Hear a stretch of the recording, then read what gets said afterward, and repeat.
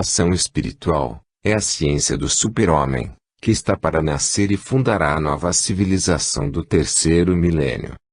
7. Aspectos estático, dinâmico e mecânico do universo.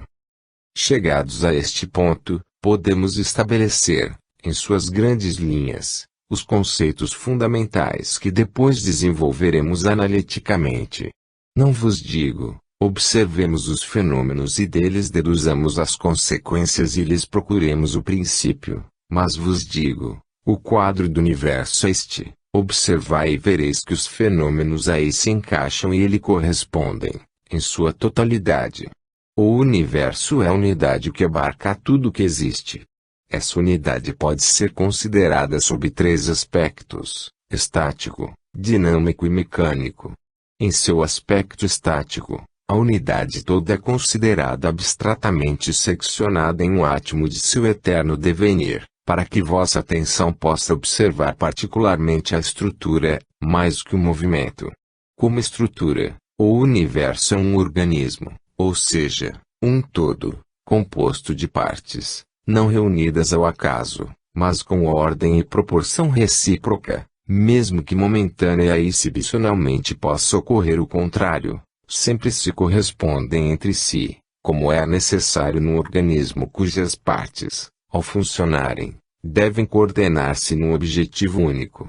Em seu aspecto dinâmico, a unidade toda é considerada naquilo que verdadeiramente é, um eterno devenir.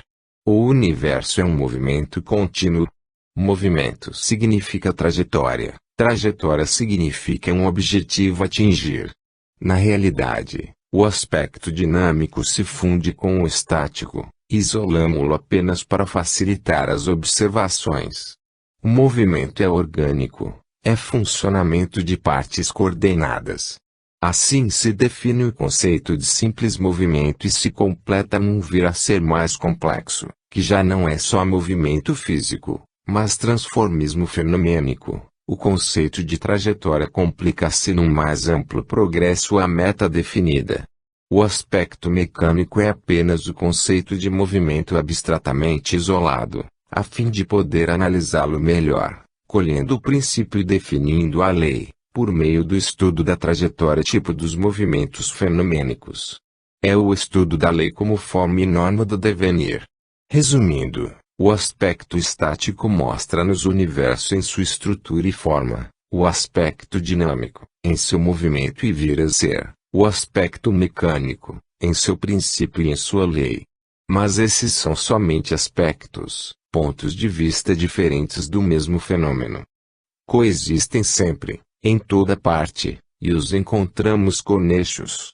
Do exame desses três aspectos surge a ideia gigantesca que domina todo o universo. Quer observemos como organismo, como devenir, ou como lei, chegaremos ao mesmo conceito por três estradas diferentes, que se somam e reforçam a conclusão. Ascendemos, assim, ao princípio único, a ideia central que governa o universo. Esse princípio, essa ideia, é ordem. Imaginai, se a ordem não reinasse soberana, que choque tremendo sofreria um funcionamento tão complexo como é o da criação, um transformismo que jamais para. Somente esse princípio pode estabilizar um movimento de tamanha vastidão.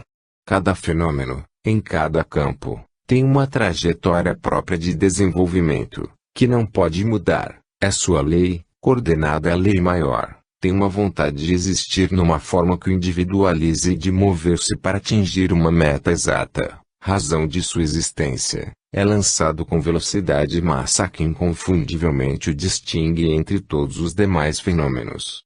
Como poderia tudo mover-se sem precipitar-se num cataclismo imediato e universal, se cada trajetória não tivesse sido já traçada inviolavelmente?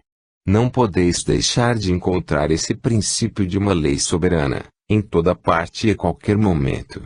Vossa vida individual, vossa história de povos, vossa vida social tem suas leis.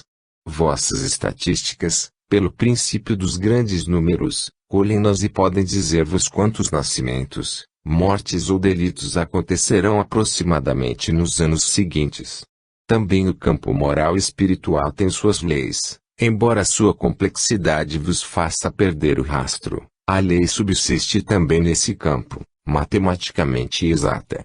Não vos fala de fenômenos biológicos, astronômicos, físicos ou químicos. Se podeis mover-vos, agir e conseguir qualquer resultado, é porque tudo em torno de vós se move com ordem, de acordo com uma lei, e nessa lei tendes sempre confiança porque só ela vos garante a constância dos efeitos e das reações.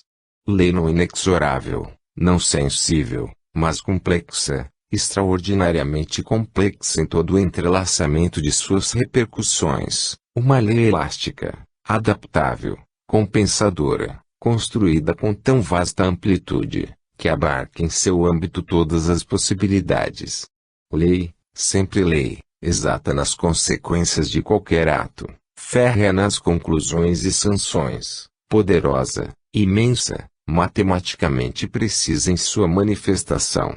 Ela é ordem e, como ordem, mais ampla e poderosa que a desordem, portanto, engloba e a guia para suas metas. Ela é equilíbrio, mais vasto que o desequilíbrio, o qual abarca e limita num âmbito intransponível. Equilíbrio e ordem são, também, o bem e a alegria. Em todos os campos, uma só é a lei. A alegria é mais forte que a dor, que se torna instrumento de felicidade. O bem é mais poderoso que o mal, ele limita e o constringe para os seus objetivos. Se existem desordem, mal e dor, só existem como reação, como exceção, como condição, como contragolpe fechado dentro de diques invisíveis, determinados e invioláveis. Esta é a verdade, embora seja difícil demonstrá-la à vossa razão, que observa a matéria. Esta, por estar à distância máxima do centro da causa primeira, é o que há de menos apto para revelar-vos essa causa, embora contendo em si todo o princípio, esconde-o mais secretamente em seu âmago. Não confundais a ordem e a presença da lei com um automatismo mecânico e um fatalismo absurdo. A ordem, vos disse, não é rígida, mas apresenta espaços elásticos, contém subdivisões de desordem, imperfeição, complica-se sem reações, mas permanece ordem e lei no conjunto, no absoluto. Um exemplo, em oposição à vontade da lei, tendes a vontade de vosso livre-arbítrio, mas é vontade menor, marginalizada, circunscrita por aquela vontade maior, podeis agitar-vos a vosso bel prazer, como dentro de um recinto, não além dele. Essa movimentação vos é permitida, porque é necessária para que sejais livres e responsáveis no ambiente que vos cerca, possais, assim, com liberdade e responsabilidade, conquistar vossa felicidade. Resolvi, assim de passagem, o conflito que para vós é insolúvel entre determinismo e livre-arbítrio. Estes conceitos levar-vos-ão, posteriormente, a conceber uma exata moral científica. 8. A lei. A lei. Eis a ideia central do universo, o sopro divino que o anima, governa e movimenta, tal como vossa alma, pequena centelha dessa grande luz, governa a vosso corpo. O universo de matéria estelar que vedes, é como a casca, a manifestação externa, o corpo daquele princípio que reside no âmago, no centro. Vossa ciência, que observa e experimenta, permanece na superfície e procura encontrar esse princípio através de suas manifestações. As poucas verdades particulares que aprendeu, são apenas farrapos mal remendados da grande lei. A ciência observa, supõe um princípio secundário, deduz uma hipótese, trabalha sobre ela, esperando uma confirmação da experiência, e daí conclui uma teoria. Mas vislumbrou somente pequena ramificação derradeira do conceito central, porque este defenderá com o mistério até que o homem seja menos malvado, menos propenso a fazer mau uso do saber e mais digno de olhar na face as coisas santas.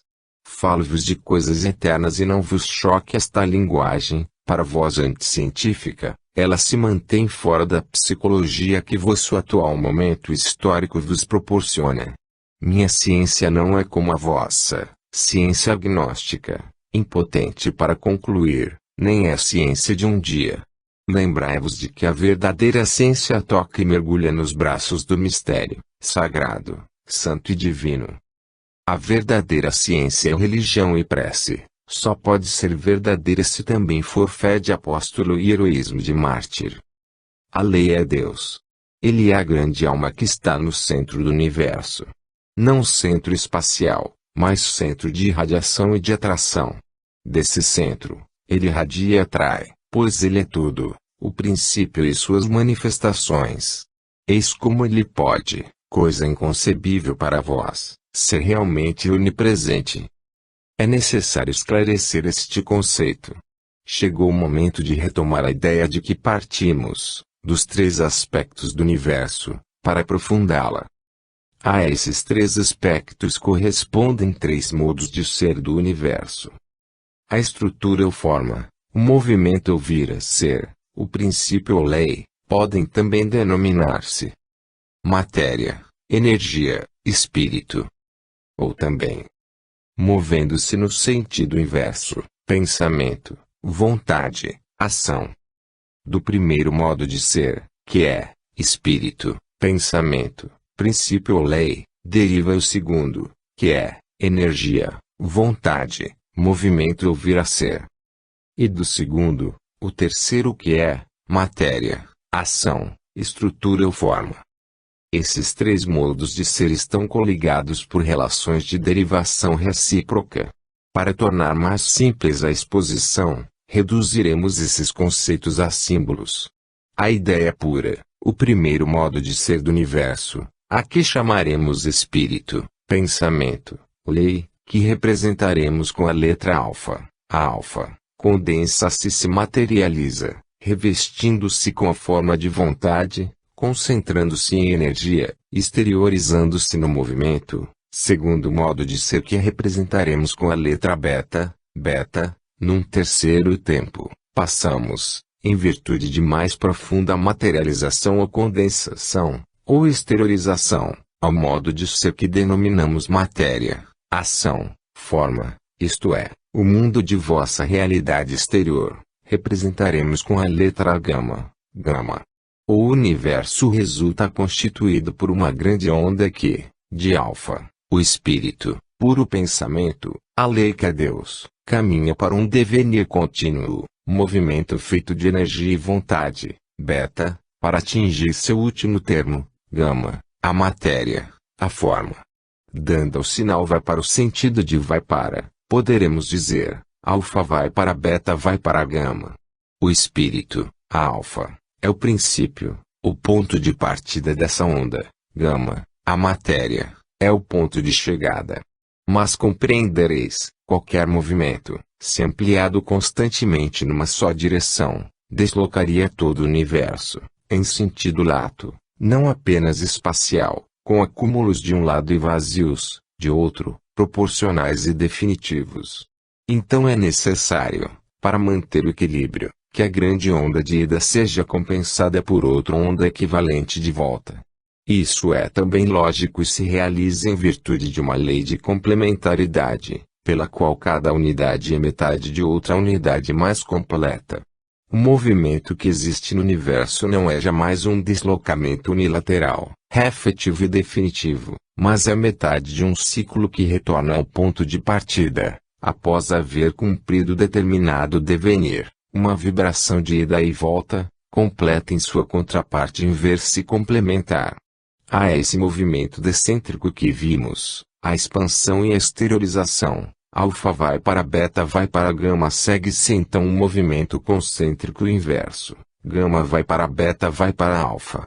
Há, pois, o movimento inverso, pelo qual a matéria se desmaterializa, desagrega-se e expande-se em forma de energia, vontade, movimento, é um tornar-se, que por meio das experiências de infinitas vidas, reconstrói a consciência ou espírito. Aqui, o ponto de partida é gama, a matéria, e o ponto de chegada é alfa, o espírito. Assim, a espiral, que antes era aberta, agora se fecha, a pulsação de regresso completa o ciclo iniciado pelo de ida. Este é o conceito central do funcionamento orgânico do universo. A primeira onda refere-se à criação, à origem da matéria, à condensação das nebulosas, à formação dos sistemas planetários, do vosso Sol, do vosso planeta, até a condensação máxima. A segunda onda, de regresso, e a que vos interessa e viveis agora, refere-se à evolução da matéria até as formas orgânicas, a origem da vida. Com a vida, tem-se a conquista de uma consciência cada vez mais ampla, até visando o absoluto. É a fase de regresso da matéria que, por meio da ação, da luta, da dor, reencontra o espírito e volta à ideia pura, despojando-se, pouco a pouco, de todas as cascas da forma.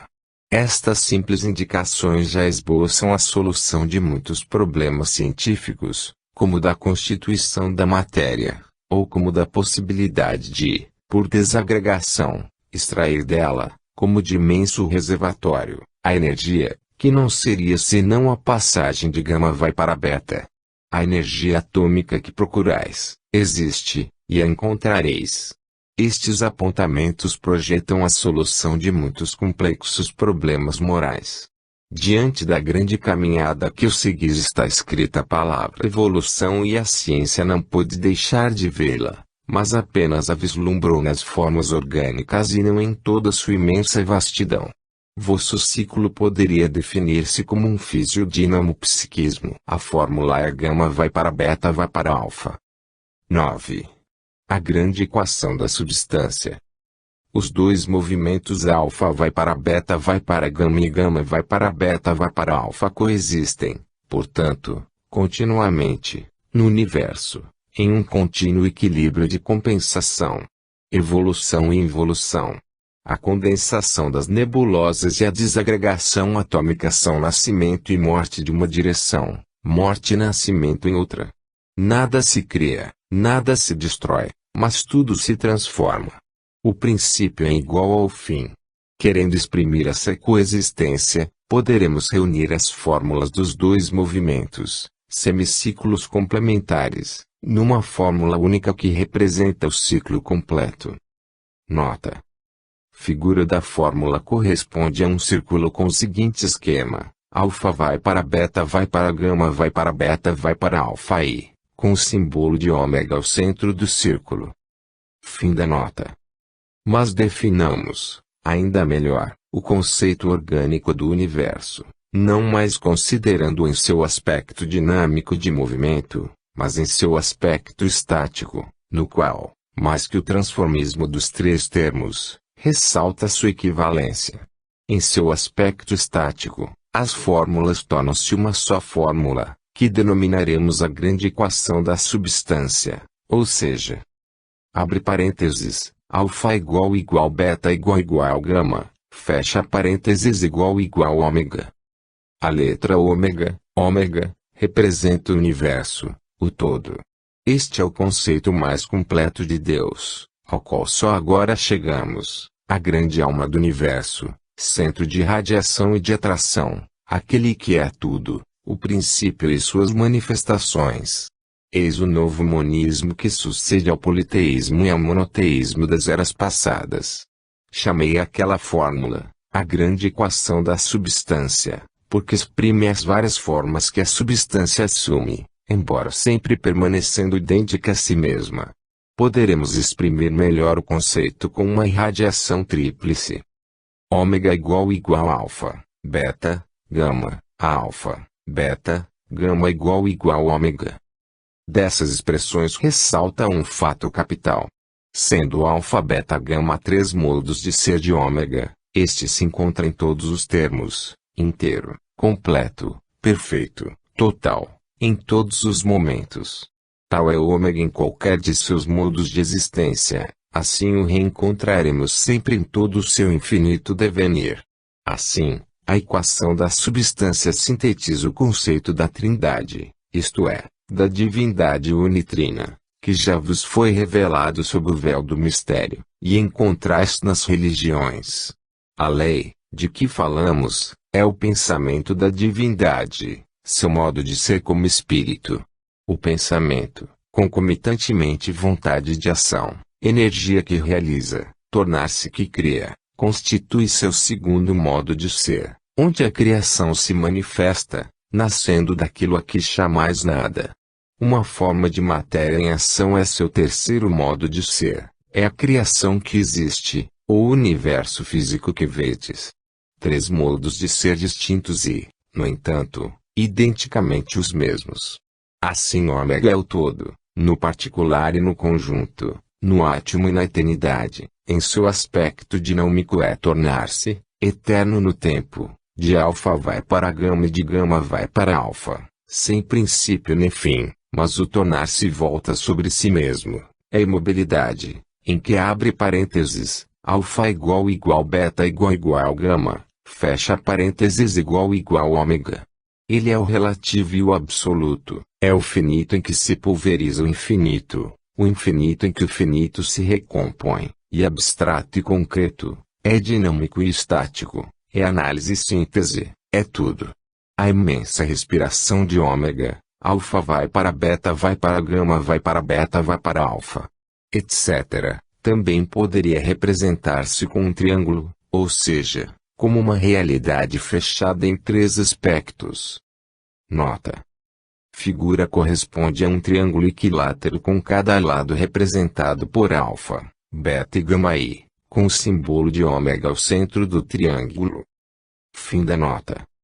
Quando vossa ciência observa os fenômenos da criação, apenas a tenta descobrir novo artigo da lei, mas em qualquer lugar encontrou e encontrará, coexistindo, os três modos de ser de ômega. A cada novo pensamento revelado, a ciência realizará uma nova aproximação de vossa mente humana em direção à ideia da divindade. Também a ciência pode ser sagrada como uma oração, como uma religião, se for conduzida e compreendida com pureza de espírito. Tudo o que vos disse é a máxima aproximação da divindade que vossa mente pode suportar hoje. É muito maior que as precedentes, mas não é a última no tempo. Contentai-vos por enquanto. Ela vos diz que sois consciências que despertam, almas que regressam a Deus. É concepção bíblica do anjo decaído que reaparece, é concepção evangélica do Pai, do Filho e do Espírito, é concepção que coincide com todas as revelações do passado, também com vossa ciência e com vossa lógica, é concepção de Cristo que, pela dor, vos redimiu. Muitas coisas ainda existem, mas para vós, hoje, por enquanto, permanecem no inconcebível. O universo é um infinito e vossa razão não constitui a medida das coisas. Não ouseis olhar a divindade mais de perto, nem definir mais além. Considerai-a antes como um resplendor ofuscante que não podeis olhar. Considerai cada coisa que existe vos cerca como um raio de seu esplendor que vos toca. Não reduzais a divindade a formas antropomórficas, não a restringeis em conceitos feitos à vossa imagem e semelhança. Não pronuncieis seu santo nome em vão. Seja Deus vossa mais alta aspiração, tal como é de toda a criação. Não vos dividais entre ciência e fé, entre as diversas religiões, com o único intuito de encontrá-lo. Ele está, acima de tudo, dentro de vós. No profundo dos caminhos do coração como nos do intelecto, sempre Deus vos espera para retribuir-vos o amplexo que vós, mesmo sendo incrédulos, em vossa agitação confusa e convulsiva, irresistivelmente lhe lançais, pelo maior instinto da vida. 10. Estudo da fase matéria, gama, a desintegração atômica. Vimos que a respiração de ômega é alfa vai para beta vai para gama vai para beta vai para alfa. Sem limites de espaço, sem princípio nem fim.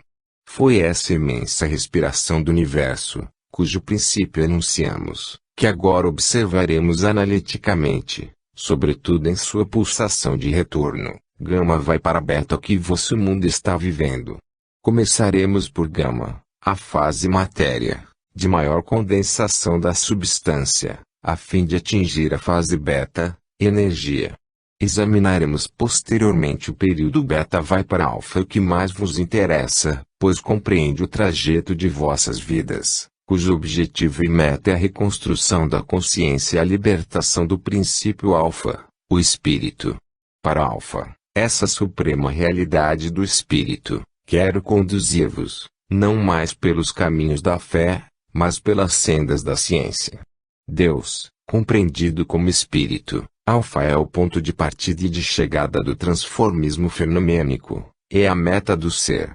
Depois das descobertas da desintegração do átomo, inexaurível fonte de energia, e de transformação da individualidade química pela explosão atômica, a descoberta da realidade do espírito é a maior descoberta científica que vos aguarda e revolucionará o mundo, iniciando uma nova era. Chegareis, disse-vos, a produzir energia por desintegração atômica, ou seja, a transformar matéria em energia. Conseguireis penetrar com vossa vontade na individualidade atômica, produzindo alterações em seu sistema. Mas lembrai-vos, o triunfo não será apenas o de um método indutivo e experimental, nem trará somente repercussões de ordem material, tampouco significará só vantagens imediatas e práticas, mas será grande problema filosófico que resolvereis e que orientará de maneira totalmente nova vosso espírito científico. Até agora, a humanidade viveu num mundo de matéria. Tinhais o vosso referencial de imobilidade. Terra altering aeternum stabit, que a terra altering aeternum stat a terra, porém, estará parada eternamente, porque a terra está eternamente parada. A verdade tinha que ser um absoluto. Com a nova civilização mundial que está por surgir, a humanidade viverá agora num mundo dinâmico. Vossa nova matéria, o ponto sólido em que baseareis vossas construções materiais e conceptuais, será a energia. Vosso elemento será o movimento, e sabereis encontrar nele o próprio equilíbrio estável, que até agora não sabíeis encontrar senão na forma menos evoluída, a matéria. No campo do pensamento, também a verdade será um movimento, um relativo que evolui, uma verdade progressiva, e não o ponto fixo e inerte do absoluto, é a trajetória do ponto que avança, um conceito muito mais vasto e proporcional ao novo grau de progresso que será atingido por vosso pensamento. Ao enfrentar o problema da desintegração atômica, tende presente outro fato. Ao assaltardes o íntimo equilíbrio do sistema atômico para alterá-lo, vós vos encontrareis diante de uma individuação da matéria fortemente estabilizada durante incontáveis períodos de evolução. Viveis num ponto relativamente velho do universo e vossa Terra representa o período gama, não no início, em sua primeira condensação, ainda próxima da energia, mas no fim, ou seja, no princípio de sua fase oposta, a desagregação, o regresso a beta. Estais, assim, diante da matéria que opõe o máximo da resistência, porque está no grau máximo de estabilidade e coesão. Os incomensuráveis períodos de tempo que a trouxeram à sua atual individuação atômica, representam um impulso imenso, uma invencível vontade de continuar existindo na forma adquirida, por um princípio universal de inércia que, na lei, impõe a continuação de trajetórias iniciadas, constituindo a garantia de estabilidade das formas e dos fenômenos. Lembrai-vos de que estáis querendo violar uma individuação da lei, a qual sempre se manifesta por individuações inconfundíveis, que assumem a mais enérgica e decidida vontade de não deixar-se alterar. Para alcançardes êxito, não violeis a lei, segui-a. Seguindo a corrente, ser-vos-á fácil o caminho. Em vossa fase de evolução, a lei vos abre o caminho, através da passagem gama vai para beta e não de beta vai para gama.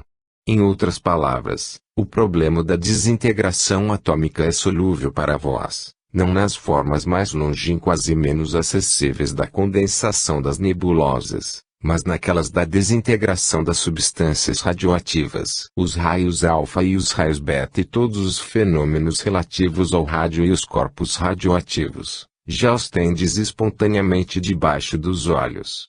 O estudo que faremos da série estequiogenética vos dará um conceito mais exato de tudo isto. 11. Unidade de princípio no funcionamento do universo.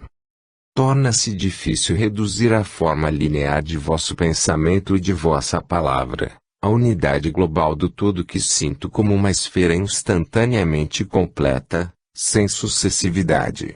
Levai em conta, pois, a forma na qual me devo exprimir, que restringe e diminui o conceito, somente aquela faculdade da alma, a intuição, de que vos falei, poderia traduzi-lo para vós sem distorções.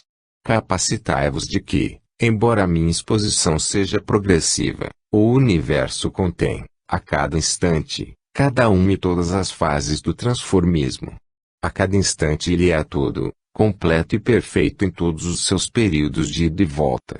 Não é alfa vai para beta vai para gama de um lado, e depois gama vai para beta vai para alfa de outro, mas em todos os lugares e a cada momento, existe uma fase desse transformar-se, de tal modo que ele existe concomitantemente todo onde quer que seja, de forma que o absoluto não se divide, mas se encontra sempre todo, a si mesmo, no relativo. Deus está, assim onipresente em cada manifestação. Se assim não fora, como vos seria possível a observação dos fenômenos que, certamente, não teriam podido esperar na eternidade para existir e mostrar-se a vós, exatamente no instante em que também nascestes e se desenvolveram em vós os sentidos e uma consciência que se dirige a ele? Grande diferença há entre o sujeito deste tratado, que observa o infinito, e vosso olhar intelectivo, que só abarca o finito, isto é, um ou alguns pormenores particulares e, sucessivamente, jamais o todo instantaneamente. Vossa razão só pode dar-vos um ponto de vista do universo, porque sois relativos, ou seja, sois um ponto que olha para todos os outros pontos. Mas os pontos são infinitos e vós fazeis parte deles, vós olhais e sois olhados, o universo olha para si mesmo de pontos infinitos. Apenas o olho de Deus pode ter essa visão global e tenho de reduzi-la muitíssimo, para levá-la à medida de vossa mente. Vede, é exatamente esta que limita a minha revelação. Um fato, porém, nos ajudará. O universo é regido por um princípio único. Já afirmei que o universo não é nem caos nem acaso, mas suprema ordem, a lei. Chegou agora o momento de afirmar que a lei significa não apenas, como disse, ordem, equilíbrio e precisão de funcionamento, mas acima de tudo significa unidade de princípio. Por isso disse, monismo. O princípio da trindade da substância, que vos expus, é universal e único. Poderá pulverizar-se numa série infinita de efeitos e de casos particulares, mas ele permanece e o encontrareis em toda parte, em sua forma estática de individuação, alfa beta gama em sua forma dinâmica de transformismo que segue o caminho. Gama vai para beta vai para alfa. Aqui 3 exemplos. Primeiro, o microcosmo está construído como o macrocosmo. O átomo é um verdadeiro sistema planetário, com todos os seus movimentos, em cujo centro está um Sol, o núcleo central, de densidade máxima, em redor do qual giram, seguindo uma órbita semelhante à planetária, um ou mais elétrons, segundo a natureza do sistema. É isso que define o átomo e lhe dá sua individuação química. Vosso sistema solar, com todos os seus planetas, poderia considerar-se o átomo de uma química astronômica, cujas combinações e reações produzem essas nebulosas que vedes aparecer e desaparecer nos confins de vosso universo físico. Quando, no espaço, um Sol, como qualquer núcleo com seu cortejo planetário, encontra-se com outro sonúcleo e seu cortejo planetário, o resultado é sempre o mesmo, a formação de nova individuação, quer seja sistema cósmico ou químico. No primeiro caso se individuará novo vórtice, novo eu astronômico, que se desenvolverá segundo uma linha, a espiral que, vê-lo-emos, é a trajetória típica de desenvolvimento de todos os movimentos fenomênicos. No segundo caso nascerá, pelo choque dos núcleos e pela emissão de elétrons do sistema, novo indivíduo atômico. Se isso ainda não apareceu em vosso relativo, vós o chamais de criação. Segundo, O princípio de que o universo se compõe, dividindo-se e reunindo-se, de duas metades inversas e complementares, é geral e único.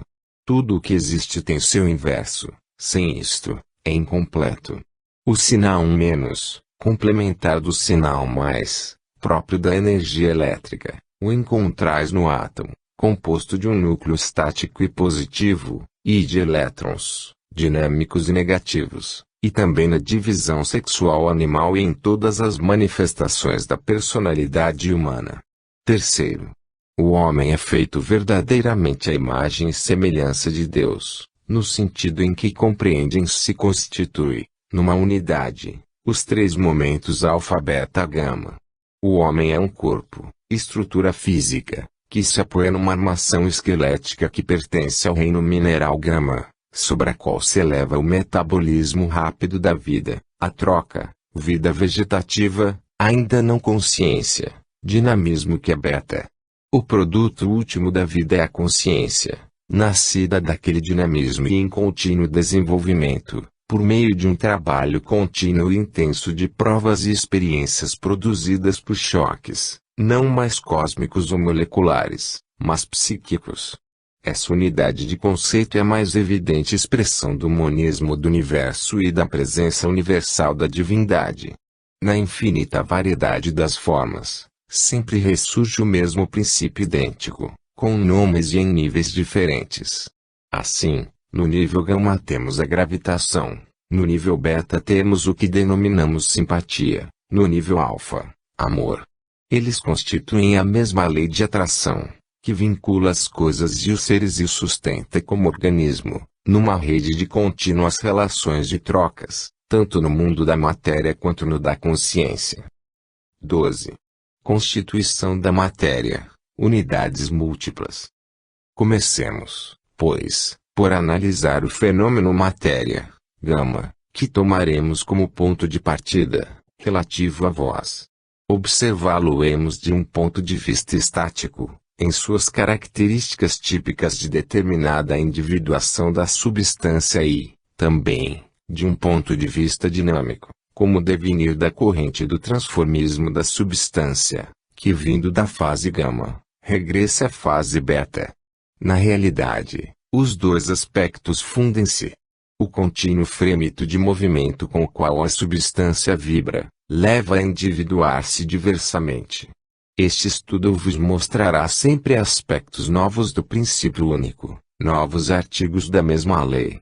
Sob o ponto de vista estático, apresentar-se-nos a matéria diversamente individuada, de acordo com a sua construção atômica. O estudo dessa construção vos revelou, na Terra, a presença de 92 elementos ou corpos simples, que vão do hidrogênio, H, ao urânio, U. São indivíduos químicos indecompostos em simples unidade atômica, que formam toda a vossa matéria, reagrupando-se nas unidades moleculares, organismos ainda mais complexos, produzidos pela fusão de vários sistemas atômicos, por exemplo, o sistema atômico H, na unidade molecular H2O, organizando-se afinal naquelas coletividades moleculares, verdadeiras sociedades de moléculas, que são os cristais. Estes, embora reduzidos a massas de indivíduos cristalinos informes, como vos aparece nas estratificações geológicas, ou nas rochas clásticas ou fragmentárias, conservam sempre a íntima orientação molecular e constituem a estrutura de vosso planeta e dos planetas do Sistema Solar. É um crescendo, no organizar-se em unidades coletivas cada vez mais vastas, semelhante ao de vossa consciência individual, que se coordena na mais vasta consciência coletiva nacional e, depois, na mundial. Procedendo no sentido inverso, o átomo é uma coletividade decomponível em unidades menores. O átomo é composto de um ou mais elétrons, que giram em redor de um núcleo central. O que individualiza o átomo e o distingue é justamente o número desses elétrons que giram em torno do núcleo. Tendes, assim, 92 espécies de átomos, desde o hidrogênio, que é o mais simples, composto de um núcleo e de um só elétron que gira em torno dele, O hélio, Hi, que o segue, composto de um núcleo e de 2 elétrons. O lítio, He, com 3, e assim por diante até o urânio, U, com 92 elétrons. Sobre essa base, construiremos uma série estequiogenética. Tocamos, desde logo, em novo aspecto o artigo da lei, o das unidades múltiplas ou coletivas. Então, não há apenas ordem, não somente unidade de princípio na lei, mas há também individuação constante, segundo tipos bem definidos, em cada uma de suas manifestações. É tendência constante, a proporção que a diferenciação multiplica tipos, a pulverização do absoluto no relativo, o seu reagrupamento em unidades mais vastas, que reconstruem a unidade fragmentada no particular. O impulso centrífugo equilibra-se, pois, invertendo-se em tendência centrípeta, na dispersão e concentração, no multiplicar-se dividindo-se, no reagrupar-se reunindo-se, a substância se reencontra sempre, completa em si mesma. A imensa respiração de ômega é, também, completa em si mesma, voltando sobre si. Assim, o universo contempla seu próprio processo de autocriação. Disse que os elétrons giram em redor do núcleo. Ora, nem mesmo o núcleo é o último termo. Em breve, aprendereis a decompô-lo. Porém, por mais que procureis o último termo, jamais o encontrareis, porque ele não existe. Nesta pesquisa, dirigida para o âmago da matéria, acompanhais o caminho descendente que o ômega percorreu. De alfa vai para beta vai para gama e tereis de encontrar beta, isto é, a energia da qual nasceu a matéria a qual veremos regressar em seu caminho ascensional, que a reconduz a beta. 13. Nascimento e morte da matéria, concentração dinâmica e desagregação atômica. Aprofundemos, pois, o problema do nascimento e da morte da matéria, depois, entre esses dois extremos, o da evolução de suas individuações, isto é, o de sua vida. Pode definir-se a matéria como uma forma de energia, isto é, um modo de ser da substância, que nasce da energia por condensação ou por concentração e regressa à energia por desagregação, após haver percorrido uma série evolutiva de formas cada vez mais complexas e diferenciadas, que reencontra a unidade em reagrupamentos coletivos. A matéria nasce, vive e morre, para renascer, reviver e tornar a morrer, tal como o homem, eternamente, descendo de beta a gama e voltando a beta, quando o vórtice interior, por ter atingido o máximo de condensação dinâmica, não mais pode suportá-la e se quebra. Assistamos, então ao fenômeno da desagregação da matéria, a que chamais radioatividade, própria dos corpos velhos, com peso atômico maior, seu máximo de condensação. Assim, o átomo representa uma quantidade enorme, uma mina de energia condensada, que podereis libertar, perturbando o equilíbrio interno do sistema núcleo eletrônico do átomo. O significado da palavra condensação só pode ser compreendido se reduzirmos a energia à sua expressão mais simples. Isto também vale para a substância, o movimento. Condensação de energia é expressão demasiadamente sensória. É melhor dizer concentração de energia, pois isso significa aceleração de movimento, de velocidade. Veremos melhor essa essência do fenômeno no estudo do íntimo mecanismo do transformismo fenomênico. Vemos, todavia, que toda a estrutura planetária do átomo nos fala de energia e de velocidade. Logo que observamos, em profundidade, o fenômeno matéria, esta se dissolve em sua aparência exterior e se revela em sua substância, a energia. O conceito sensório de solidez e de concreto desaparece diante do conceito de elétrons que giram, velocíssimos, em espaços ilimitados, proporcionalmente a seu volume, em redor de um núcleo incomensuravelmente menor. Assim a matéria, tal como a concebeis habitualmente, desvanece em vossas mãos, deixando-vos apenas sensações produzidas por algo que é apenas energia e determina um movimento que se estabiliza por sua altíssima velocidade. Eis a matéria reduzida à sua última expressão. Da mesma forma que o movimento é a essência da substância ômega, assim também é o de cada um de seus aspectos, alfa, beta, gama. Velocidade é energia, velocidade é matéria, velocidade é idêntica em sua substância, é o denominador comum que vos permite a passagem de uma outra forma. Coloquemos lado a lado estas duas formas da substância, matéria e energia. Aquecendo um corpo, transmitimos energia à matéria, isto é outra modalidade de energia. Somamos energia. O calor significa aumento de velocidade nos sistemas atômicos moleculares. Quando dizemos que um corpo está mais quente, isto significa que seu movimento íntimo sofre um rápido aumento de velocidade. Então o calor infunde na matéria, como em todas as demais formas de vida, um ritmo mais intenso. É verdadeiro aumento de potência, um acréscimo de individualidade que, no mundo da matéria, expressa-se com a dilatação do volume. De imensa distância, o Sol acende essa dança dos átomos e toda a matéria do planeta responde. A dança propaga-se de corpo em corpo, tudo que lhe está perto sente, participa, exulta. Os corpos condutores de energias são aqueles cujas moléculas são mais ágeis a realizar a corrida. O movimento, essência do universo, vai de uma coisa a outra, ávido de comunicar-se, como as ondas do mar, ávido de expandir-se. Dá-se sempre, pelo universal princípio do amor, fecunda e se dispersa depois de haver dado a vida, para reencontrar-se, recondensar-se ao longe, em todos os novos vórtices de criação. Os homens e as coisas, na terra, arrebatam o mais que podem, tudo que chega do sol e o dividem entre si. O homem transforma esse movimento em outras formas de energia, já que nada se cria e nada se destrói, tudo se transforma, sempre, luz, som, eletricidade, para suas necessidades. Mas o fenômeno é irresistível e a cada transformação há uma perda, um consumo, um desgaste, um atrito e um esforço para suprir isso, porque estás em fase de evolução igual descentralização cinética. O fornecimento do Sol renova-se continuamente, ele dá o que tem em formas sempre novas, reconquistará tudo o que dá. Isso porque o movimento, substância do universo, é um ciclo que sempre volta e está fechado e completo em si mesmo. 14.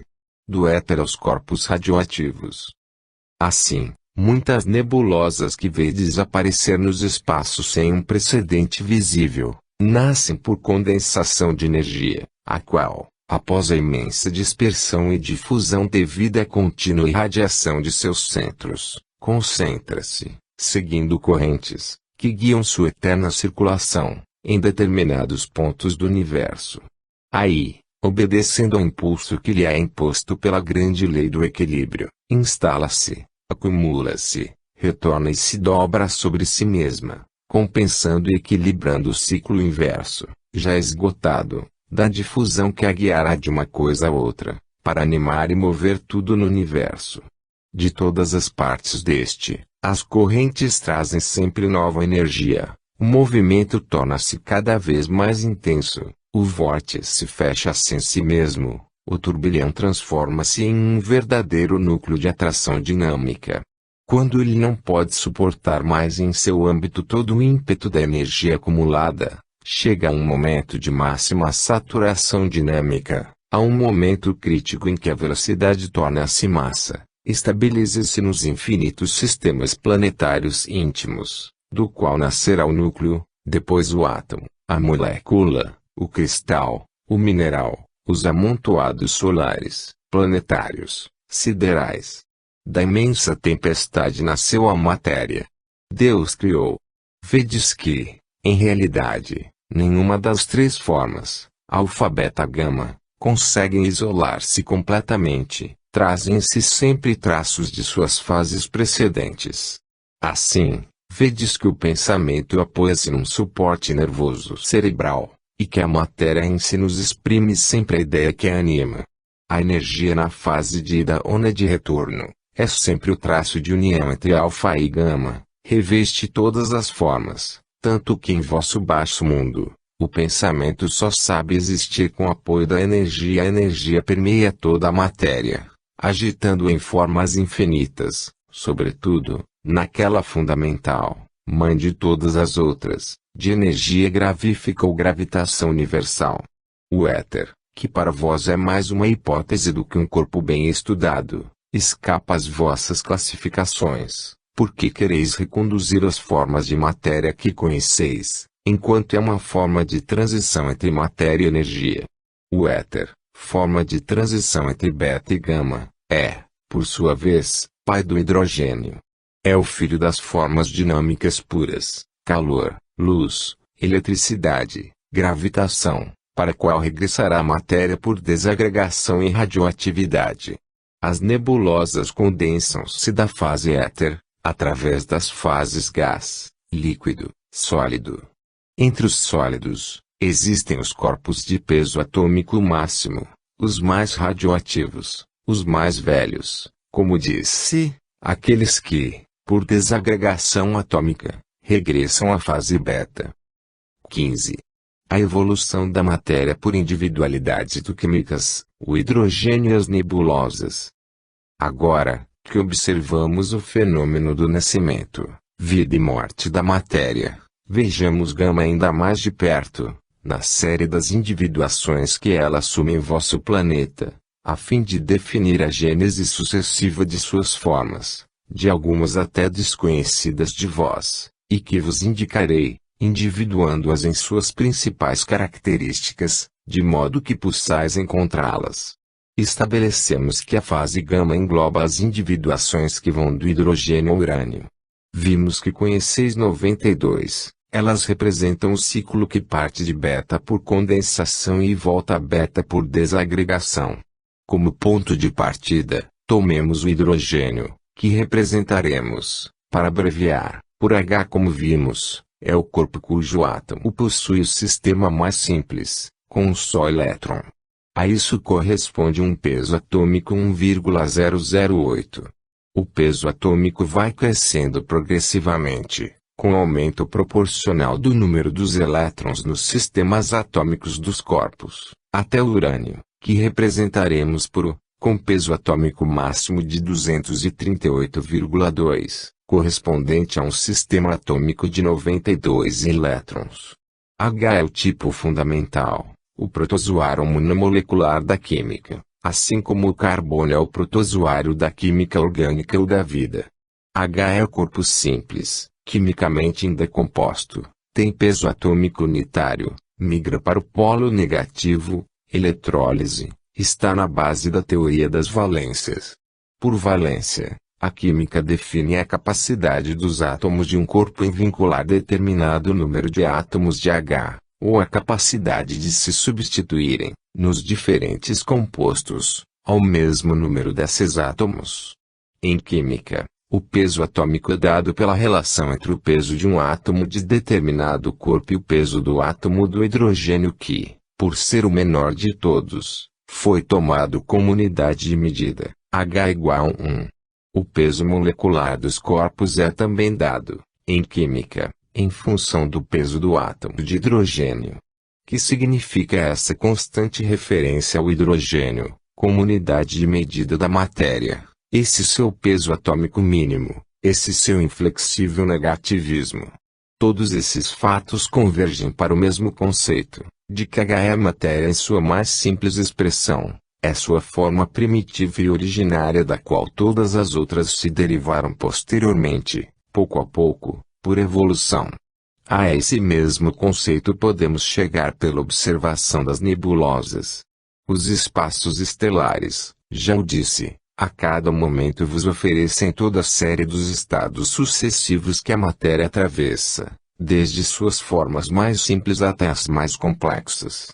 A composição química dos corpos celestes podeis conhecê-la com exatidão, por meio da análise espectral.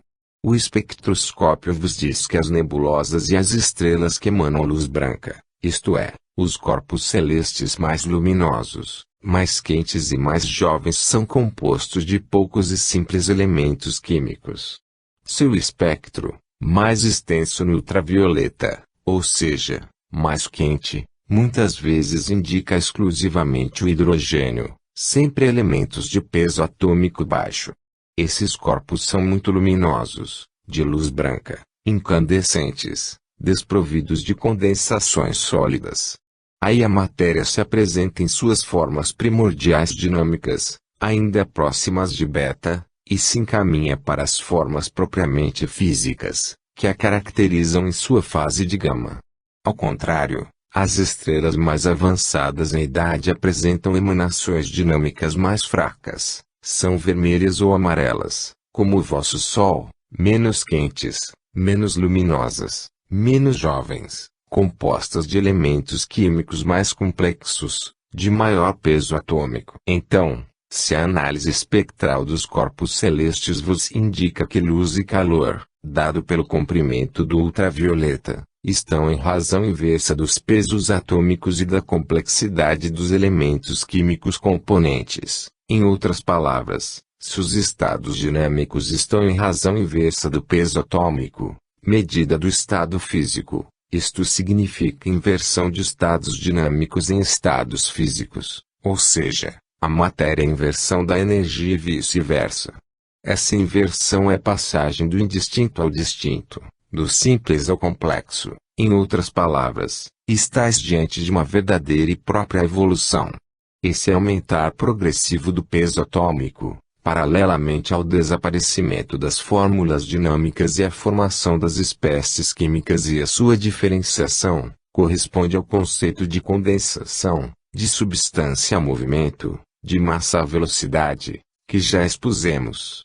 É fácil compreender como, desde as formas primordiais, prevalentemente dinâmicas, até as mais densas concentrações de matéria, tal como as observais estabilizadas em vosso sistema solar, já velho como a matéria, em que a fase gama viveu e ômega existe agora em estado de beta que vai para alfa, só se pode passar por evolução.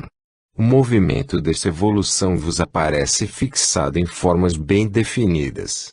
Se a continuidade é novo aspecto da lei, não me cansarei de fazer que todos observem a todo momento. Essa continuidade tem paredes e vértices, nos quais o transformismo criou individuações nitidamente delineadas. A tendência do transformismo fenomênico de caminhar por individuações, é outra característica fundamental da lei.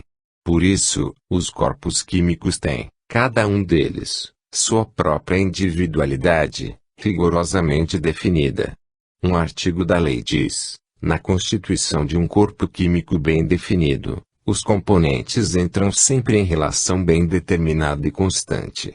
Diz-nos esse artigo que os corpos químicos possuem uma constituição individual, perfeitamente determinada, proveniente dos elementos componentes que estão entre si em relação constante.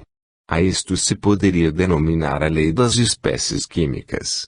Sem essa individualidade que nos permite isolar, classificar e reconhecer os corpos, não seria possível a química moderna. Pode falar-se, no mundo da matéria, de indivíduos químicos, tal como na zoologia e na botânica, de indivíduos orgânicos, no mundo humano, de eu e de consciência. Em seus vastos aspectos de gama beta alfa, a substância ômega segue sempre a mesma lei. Assim também no mundo químico temos algo com uma personalidade, que é a incoercível vontade de existir em sua própria forma, e reage a todos os agentes externos que pretendam alterá-la. A química delineia exatamente o modo de comportar-se desses indivíduos químicos. Outro artigo da lei diz: quando dois corpos, ao combinar-se entre si, podem dar origem a mais de um composto, as diferentes combinações são tais que, permanecendo constante a quantidade de um dos componentes, as quantidades do outro variam segundo relações bem definidas, ou seja, essas quantidades são todas múltiplos exatos do mesmo número. Ainda um outro diz: todos os corpos simples, em suas reações, combinações, substituições recíprocas, agem segundo relações de peso representadas por números bem determinados e constantes para cada corpo, ou por múltiplos exatos desses números. Assim a química pôde individualizar, com exatidão, os corpos, fixando seu peso atômico, a fórmula de sua valência, definindo as reações próprias de cada corpo,